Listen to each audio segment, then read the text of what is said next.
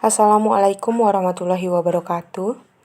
Yang saya hormati Bapak Saiful Arni Musyaf, SEMM sebagai dosen pengampu mata kuliah Akuntansi Sektor Publik 2.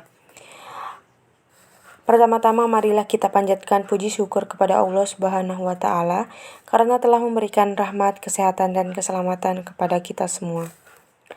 Adapun topik atau materi yang akan kami bahas adalah akuntansi keuangan daerah.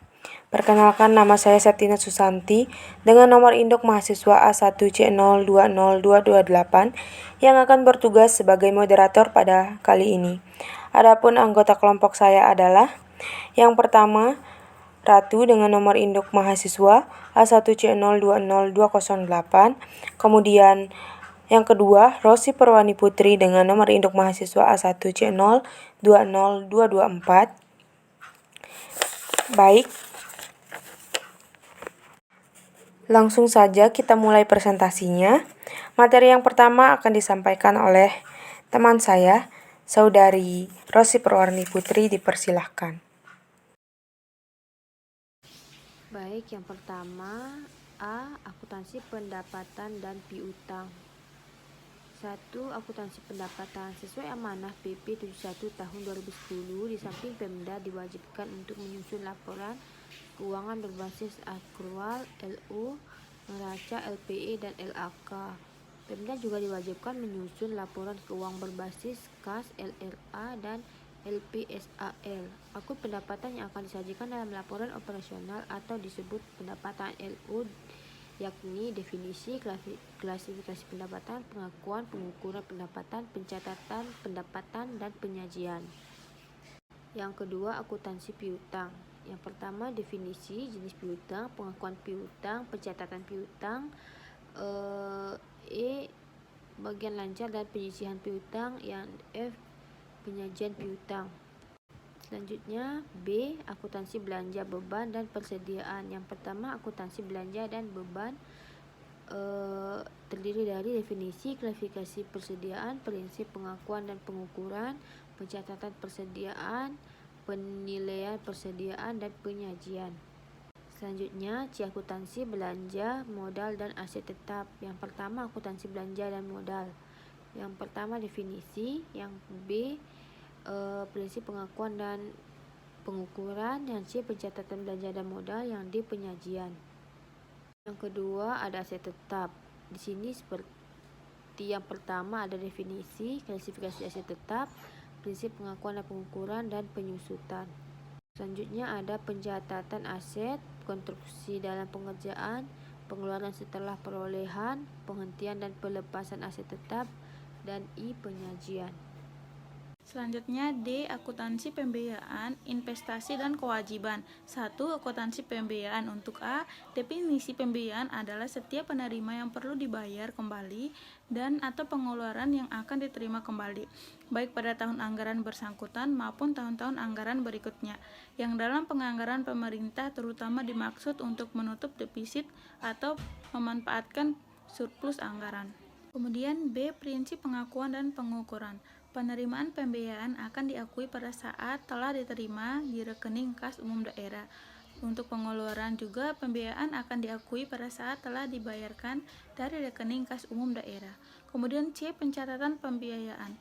Jurnal pembiayaan pencatatannya digunakan double entry yang akan menghasilkan laporan realisasi anggaran atau LRA. Untuk contoh pencatatan penerimaan pembiayaan di buku jurnal, yaitu estimasi perubahan SAL pada penerimaan pembiayaan. Untuk contoh pencatatan pengeluaran pembiayaan di buku jurnal, yaitu pengeluaran pembiayaan pada estimasi SAL. Kemudian D, penyajian pembiayaan akan disajikan dalam laporan realisasi anggaran atau LRA. Selanjutnya 2, akuntansi investasi. A, definisi investasi adalah aset yang dimaksudkan untuk memperoleh manfaat ekonomik seperti bunga, dividen, dan royalti atau manfaat sosial sehingga dapat meningkatkan kemampuan pemerintah dalam rangka pelayanan kepada masyarakat. B. Klasifikasi. Investasi diklasifikasikan menjadi dua. Yang pertama ada investasi jangka pendek, kedua investasi jangka panjang. C. Prinsip pengakuan dan pengukuran. Yang pertama ada investasi jangka pendek dicatat sebesar nilai perolehan, kedua investasi jangka panjang dicatat sebesar biaya perolehan termasuk biaya tambahan lainnya yang terjadi untuk memperoleh kepemilikan yang sah atas investasi tersebut. D. Penilaian investasi. Penilaian investasi pemerintah dilakukan dengan 4 metode, yaitu yang pertama metode biaya, kedua investasi pemerintah daerah, yang ketiga metode ekuitas investasi pemerintah daerah, yang keempat metode nilai bersih. Kemudian E. Pencatatan investasi. Pencatatan investasi dilakukan di buku jurnal finansial. Adapun contoh pencatatan investasi oleh pemerintah daerah di buku jurnal finansial sebagai berikut, yaitu investasi jangka panjang pada kas di kas daerah. Kemudian F. Penyajian. Investasi akan dilaporkan dalam neraca dan diungkapkan dalam catatan atas laporan keuangan pemerintah daerah. Kemudian 3. Akuntansi kewajiban. Untuk A. Definisi. Kewajiban merupakan utang yang timbul dari peristiwa masa lalu yang penyelesaiannya mengakibatkan aliran keluar sumber daya ekonomi pemerintah. Kemudian B. Ada klasifikasi kewajiban. Pertama, ada kewajiban diklasifikasikan menjadi kewajiban jangka pendek adalah kewajiban yang jatuh tempo kurang dari 12 bulan setelah tanggal pelaporan. Untuk jenis kewajiban jangka pendek ada utang pemerintah pihak ketiga, ada utang bunga, ada bagian lancar utang jangka panjang, pendapatan diterima di muka, utang beban, dan utang jangka pendek lainnya. Kemudian kedua ada kewajiban jangka panjang adalah kewajiban yang jatuh tempo lebih dari 12 bulan setelah tanggal pelaporan jenis kewajiban jangka panjang. Kemudian ada utang dalam negeri, utang luar negeri, utang jangka panjang lainnya. Baik, saya akan membacakan materi selanjutnya, yaitu C. Prinsip pengakuan dan pengukuran. Yang pertama, kewajiban diakui jika besar kemungkinan sumber daya ekonomi akan dilakukan untuk menyelesaikan kewajiban yang ada sampai saat pelaporan dan perubahan atas kewajiban tersebut mempunyai nilai penyelesaian yang dapat diukur dengan andal. Kemudian, yang kedua, kewajiban diakui pada saat dana pinjaman diterima dan atau pada saat kewajiban timbul. Yang ketiga, kewajiban dicatat sebagai nilai nominal. Yang keempat, kewajiban dalam mata uang asing dijabarkan dan dinyatakan dalam mata uang rupiah menggunakan kurs tengah Bank Indonesia pada tanggal neraca. Kemudian D. Pencatatan kewajiban transaksi kewajiban dicatat di buku jurnal finansial. Contoh jurnal timbulnya kewajiban adalah kewajiban jangka panjang pada kas di kas daerah. Kemudian E. Penyajian dan pelaporan kewajiban akan dilaporkan di neraca dan diungkapkan dalam catatan atas laporan keuangan. Kemudian materi yang selanjutnya adalah E. Akuntansi dana cadangan dan transaksi non-anggaran. Yang pertama, akuntansi dana cadangan.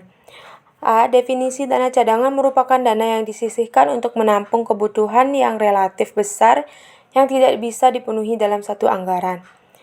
Kemudian B.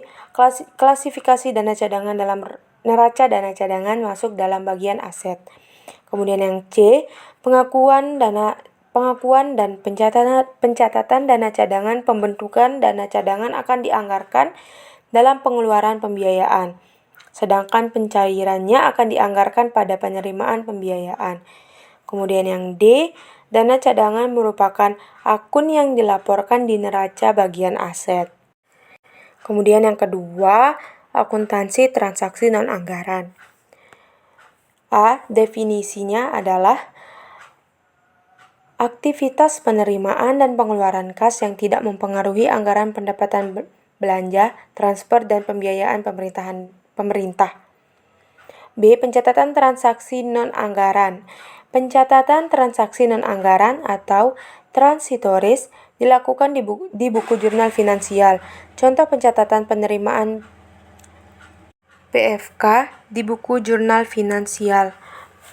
Kas di bendahara pengeluaran pada utang PFK. Kemudian C. Penyajian. Transaksi non-anggaran akan disajikan di neraca dan laporan arus kas. Materi yang selanjutnya adalah akuntansi koreksi kesalahan, jurnal penyesuaian, dan jurnal penutup. Yang pertama, akuntansi koreksi kesalahan. Koreksi merupakan tindakan pembetulan secara akuntansi agar akun atau pos yang tersaji dalam laporan keuangan entitas menjadi sesuai dengan yang seharusnya. Kesalahan merupakan penyajian akun atau pos yang secara signifikan tidak sesuai dengan yang seharusnya yang mempengaruhi laporan keuangan periode berjalan atau periode sebelumnya. Sehingga koreksi kesalahan merupakan tindakan untuk membetulkan kesalahan penyajian dalam suatu akun atau pos. Kemudian yang kedua, jurnal penyesuaian. Jurnal penyesuaian dibuat setiap akhir tahun periode pelaporan di buku jurnal finansial. Tujuannya yaitu mencatat akun terhutang atau akrual, ditangguhkan atau deferral, koreksi, dan ayat jurnal lain yang diperlukan untuk memutakhirkan akun-akun neraca dan akun-akun LO atau laporan operasional dan beban. Sekian dari saya. Baik, demikian tadi presentasi kelompok kami. Saya sebagai moderator mohon maaf atas kekurangannya dan terima kasih untuk perhatiannya. Wassalamualaikum warahmatullahi wabarakatuh.